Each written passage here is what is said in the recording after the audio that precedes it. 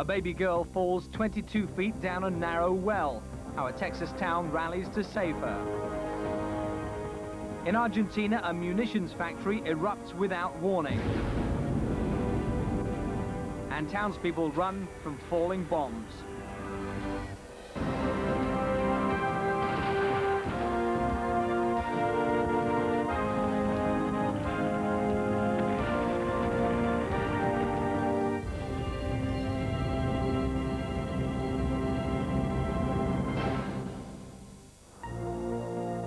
Fairchild Air Force Base, Spokane, Washington State, America.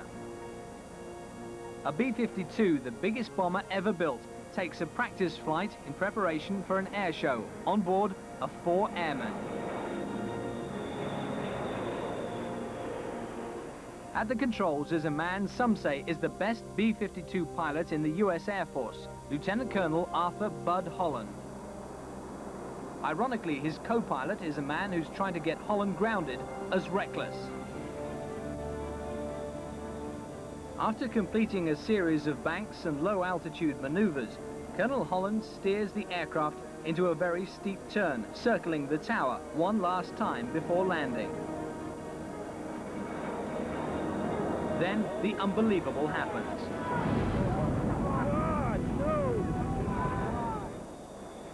Another angle shows the huge bomber flying too low. It loses lift and drops quickly, clipping a high-voltage power line.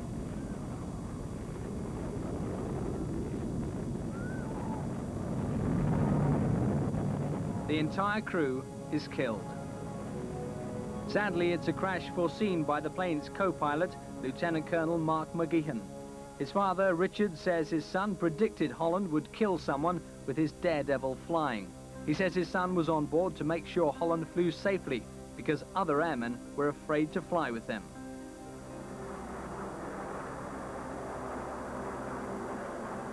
They were scared of him. They didn't want to ride with him. That's why they complained to my son, who was a squadron commander, and he took care of the men that served under him. Arnie Weinman was a B-52 pilot and former base commander who flew several times with Bud Holland. He was excellent. He was outstanding. And in all of my flights with him, well, he was aggressive. That's what we wanted in our military flyers and B-52s. But according to local journalist Jim Camden, Holland had a reputation for unsafe flying. As the wife of one of the younger pilots told us, he could fly the fire out of a B-52. And he had a reputation for being able to do things with it that nobody else could. He also had a reputation for being reckless and doing some things that you should not do with a B-52. Even his former commander, Arnie Weinman, had to reprimand him once. 3 years before the crash, he asked Holland to fly over the edge of the runway during a base ceremony. But Holland did something that caused people to flee in fear. He chose to overfly the parade ground where we were doing this exchange, and much, much too low. And I called him in and gave him a verbal reprimand. We thought that would be the end of it. But it wasn't. Felt a little wind on that one. Just weeks before the crash, a photographer asked Holland to perform some low-altitude flying.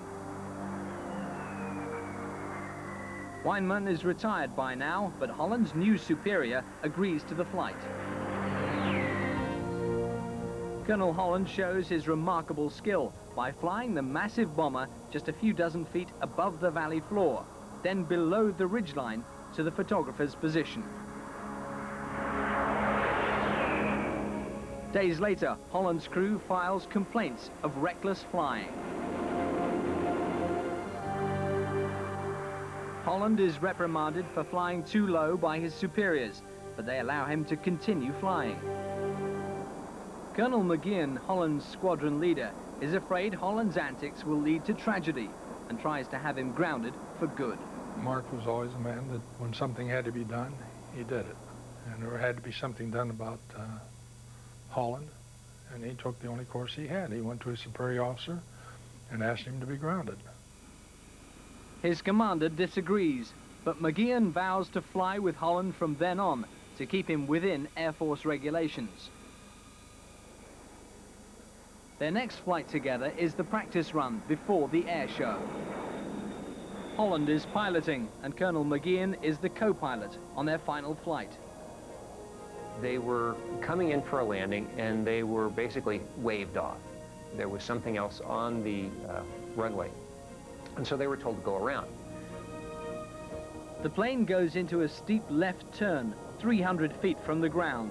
It stalls briefly, but Holland recovers by straightening out.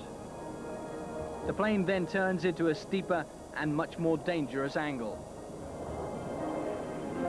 52 light with 8 engines can easily hold 60-degree bank angles. You just don't do them low down because there's no margin for error. But the bomber is at a 90-degree angle, just 200 feet from the ground. At that angle, the plane stalls again and loses lift because there's not enough air moving over the wing to keep the plane aloft. Flight controllers never hear a distress call from the plane, and what happened inside the cockpit between Holland and McGeehan during the final seconds will never be known. For security reasons, military aircraft do not carry cockpit voice and flight data recorders. But the conflict was a basic one, pitting a hotshot flyer against an officer who refused to compromise safety. He wasn't going to fly according to the rules. It's one thing that he had against Mark, because Mark flew according to the book. The ensuing investigation blames the accident on unsafe flying by Colonel Holland and on a failure to discipline him earlier. The base commander, who allowed Holland to fly, is stripped of command. After the break, a community pulls out all the stops to rescue a baby trapped in a well. And residents flee in terror in an Argentine town under fire.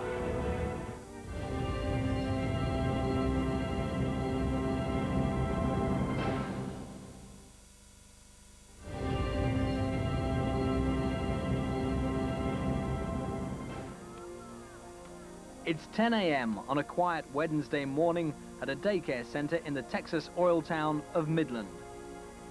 For a split second, a 2-year-old girl, Jessica McClure, wanders out of view.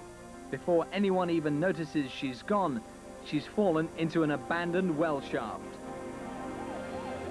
Police, paramedics, and local volunteers rush to rescue the little girl trapped in a dark, cramped tunnel deep beneath the earth. Her worried mother, 18-year-old Sissy McClure, can only call out to comfort her daughter.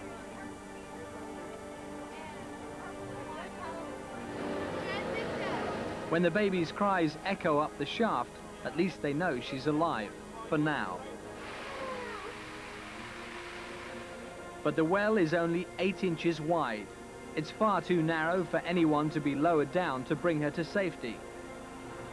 As news of the tragedy spreads, the yard quickly fills up with equipment and workers. But rescuers can't tunnel directly down the well because falling debris would injure Jessica, and dropping a lifeline to pull her to the surface is out of the question. Being as young as she was, she wouldn't be able to hold on to anything, and it was too deep to be able to reach down and wrap something around her. Off-duty paramedic Steve Forbes, who still lives in the neighborhood, was one of the hundreds of volunteers who rushed to the scene that day. Your heart would sink when you heard of, this poor little kid down in this place that nobody wants to be at. Rescuers drop a measuring line down the well, showing that Jessica is trapped 22 feet underground. They use a miniature camera to get a closer look at the tunnel. As the camera travels down towards her, its path is blocked by overgrown roots. The tunnel is too small for paramedics to send down food or water. By this time, she'd just become too exhausted to cry any longer, and we're just getting moans and groans. If she's without water for much longer, her body will dehydrate. She may even lose consciousness. The rescue team concludes that the only option is to dig another wider hole, parallel to the existing well. Then dig a 20-inch wide tunnel horizontally across to where Jessica is trapped. But there's no easy way to dig through solid Texas rock. A mechanical digger called a black hoe is called in to begin the excavations for the new access well. But the violent digging threatens to shake Jessica further into the well. Precious hours are lost until a less violent tunneling drill can be moved into position. Jessica is now facing her 8th hour trapped underground. With no food or water, she's growing weaker by the minute.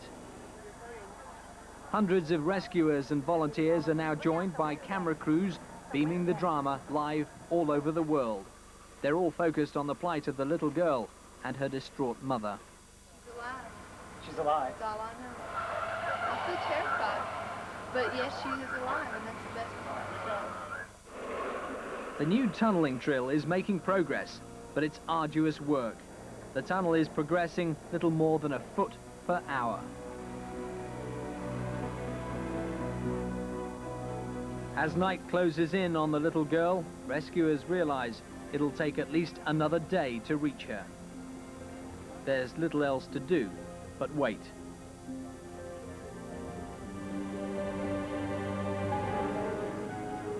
As the second day of Jessica McClure's ordeal begins, her emotional father has nothing but praise for the people of Midland who've been struggling to rescue the trapped 2-year-old girl. Some of these men have been down that hole digging for hours at a time. Some of them went down 5 and 6 times. Although workers reached Jessica's depth by Thursday afternoon, they must now dig a tunnel across to the well large enough to accommodate a man. As time progressed, the hope really went down. I myself said to myself many times, no, she's not going to make it. With rescuers agonizingly close, Jessica's ordeal continues into a second night. As dawn approaches on Friday morning, workmen digging the horizontal access tunnel get within a few inches of Jessica. A device called a hydrolance, which cuts with a high-pressure water jet, is used to continue the tunneling. But it's a slow process. Finally, the workmen break through. Steve Forbes and paramedic Robert O'Donnell are lowered into the access hole. 22 feet down, they come within reach of the little girl. But they discover that there's still not enough room in the horizontal tunnel to safely maneuver her out of the well.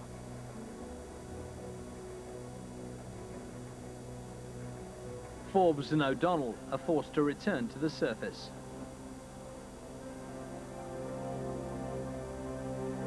It never crossed our mind that we would not be successful at that point. It was just a big adrenaline drop. Jessica is now in serious peril. She's been trapped underground for more than 48 hours. Rescuers work as fast as they can, but it takes them all day to enlarge the access tunnel. Finally, just before 8 o'clock on Friday evening, 2 rescuers descend into the depths a second time. Started down for the final attempt. It was pretty much set on everybody's mind that no matter what, we need to get her out now. The crowd waits in silence. 30 minutes goes by. Underground, the 2 men finally get hold of Jessica and are winched towards the surface. She was just perfectly still, didn't move. I remember it being real quiet, and then about 3/4 of the way up, someone yelled out, "They've got her."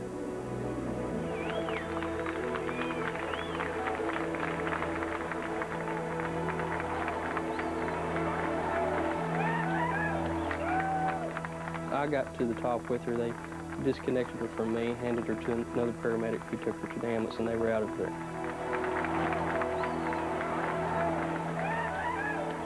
"58 hours after she fell in the well, baby Jessica emerges. She's lost 3.5 pounds from dehydration, and a lack of blood circulation has destroyed part of her toe. But apart from some heavy facial bruising, she suffers no permanent injury. To make sure the same thing never happens again, Jessica's well and hundreds like it all over Texas are filled with rubble and permanently sealed with iron lids. The people of Midland march through the streets to say thank you to the men who saved baby Jessica.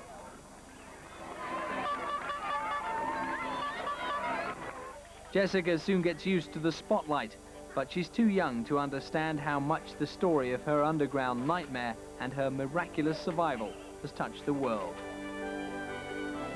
Today, Jessica McClure is a healthy teenager, living a normal life not far from her hometown in Texas. Little does she realize just how lucky she is to be alive.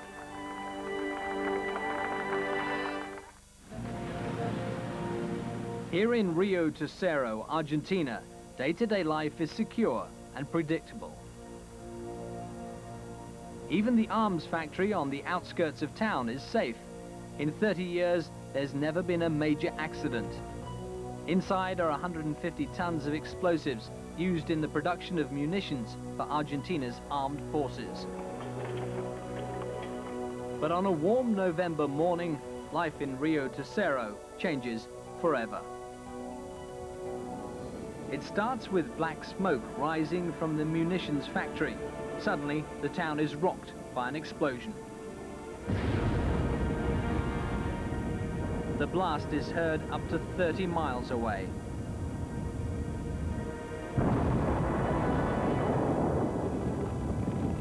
It comes from one of the bomb assembly buildings. As the flames rage out of control, dozens of bombs explode, raining shrapnel and unexploded bombs on the city.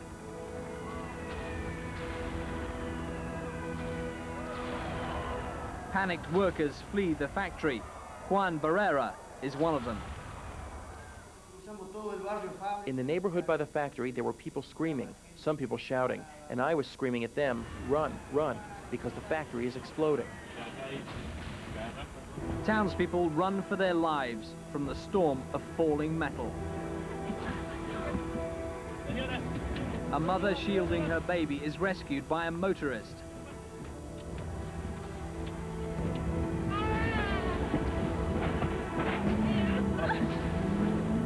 Flames now shoot 300 feet into the air.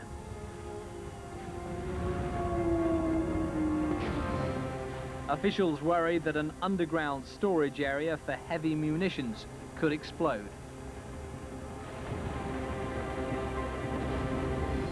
Firefighters arrive, but can only wait. The yellow phosphorus used to make bombs burns at nearly 5,000 degrees.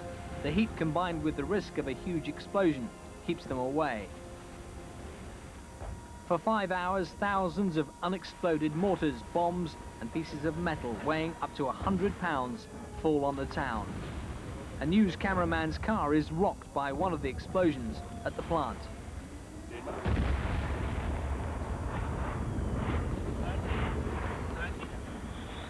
Running for shelter, Barrera is hit by a white-hot metal fragment. I felt something hot. I screamed, God. I saw my right leg injured, my femur broken in 2 pieces. I screamed to a friend, come back, I'm alive. As Barrera is rushed to the hospital, others take cover wherever they can. Oscar Brucer, the head of quality control at the factory, is home when the bombs start falling. It was much worse than in a war. There were just tons of shrapnel falling.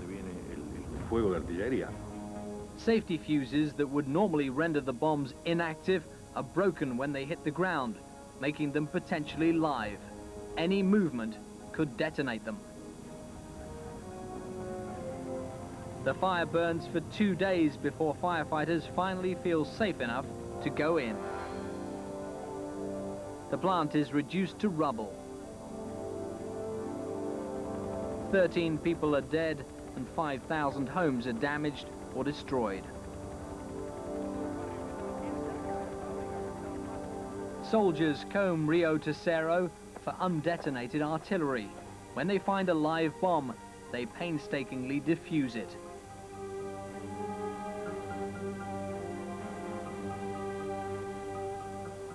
Nearly 25,000 bombs, mortars and grenades are collected. Their lives shattered, the people of Rio Tercero ask for answers. 15 or 20 days before the accident, I was in the factory. I personally saw a large mass of explosives of all kinds, with no protection and stored badly.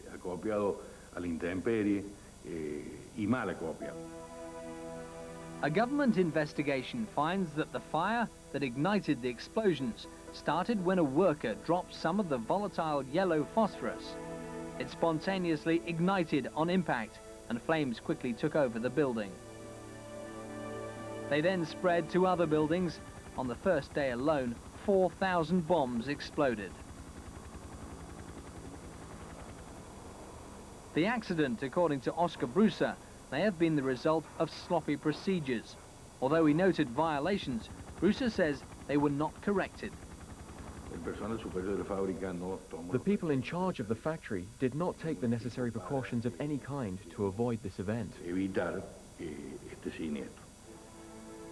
The government charges 6 people, 3 of them military officials, with negligence. The factory has never reopened, and 400 employees lost their jobs.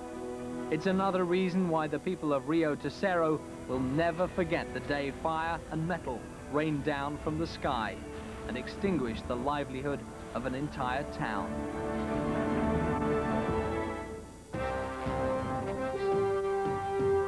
We'll know what went wrong next Tuesday, because we'll be cheering on Liverpool as they play Valencia in the second round of the UEFA. So more disasters dissected in 2 weeks' time.